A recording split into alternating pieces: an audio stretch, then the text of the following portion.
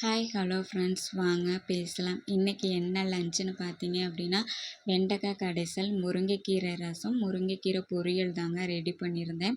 வாங்க வெண்டைக்காய் கடைசல் எப்படி செய்யலான்னு பார்க்கலாம்.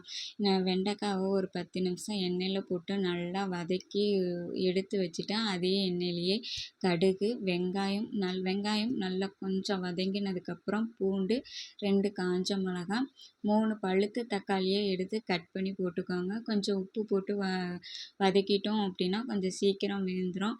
இது பார்த்தீங்க அப்படின்னா நல்லா தக்காளி தொக்கு வர ஸ்டேஜ் வரைக்குமே நல்லாவே வதக்கணும். சைட்லேயே வதக்கிட்டு இருக்கும் போதே நம்ம முருங்கைக்கீரையை ரெடி பண்ணிட்டு வந்துடலாம். வாங்க, முருங்கைக்கீரையை வடித்து முருங்கைக்கீரை தனியாக, தண்ணி தனியாக எடுத்து வச்சாச்சு. நம்ம எப்பவும் போல் எண்ணெய், கடுகு, வெங்காயம், காஞ்ச மிளகா, பச்சைக்கடலை பருப்பு கொஞ்சம் போட்டால் டேஸ்ட்டு சூப்பராக இருக்கும். பச்சைக்கடலை பருப்பு இதெல்லாம் போட்டு நல்லா தாளிச்சு விட்டுட்டு வேக வச்சுருக்க கீரையை எடுத்து போட்டு கொஞ்சம் தேங்காய் பூ போட்டு இறக்கிட்டோம் அப்படின்னா செம்ம டேஸ்ட்டான முருங்கைக்கீரை ரெடி ஆயிரும். ஓகேங்களா, நம்ம இப்போ பார்த்தீங்க அப்படின்னா தக்காளி தொக்கு மாதிரி ரெடி ஆயிடுச்சு. நம்ம வதக்கி வச்சுருக்க வெண்டைக்காவை போட்டு நல்லா வதக்கிட்டு அதுக்கப்புறம் பார்த்திங்கன்னா 1 ஸ்பூன் மிளகாத்தூள் போட்டு கொஞ்சம் தண்ணி ஊற்றி ஒரு 10 நிமிஷத்துக்கு கொதிக்க விடணும்.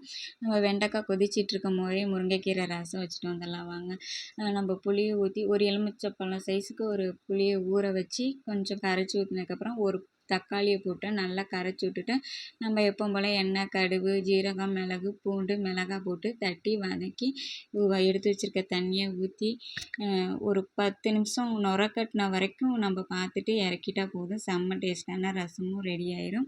இப்போ வெண்டைக்காய் கடைசல் 10 நிமிஷம் பச்சை வாசனை போகிற வரைக்கும் வெந்துட்டாங்க.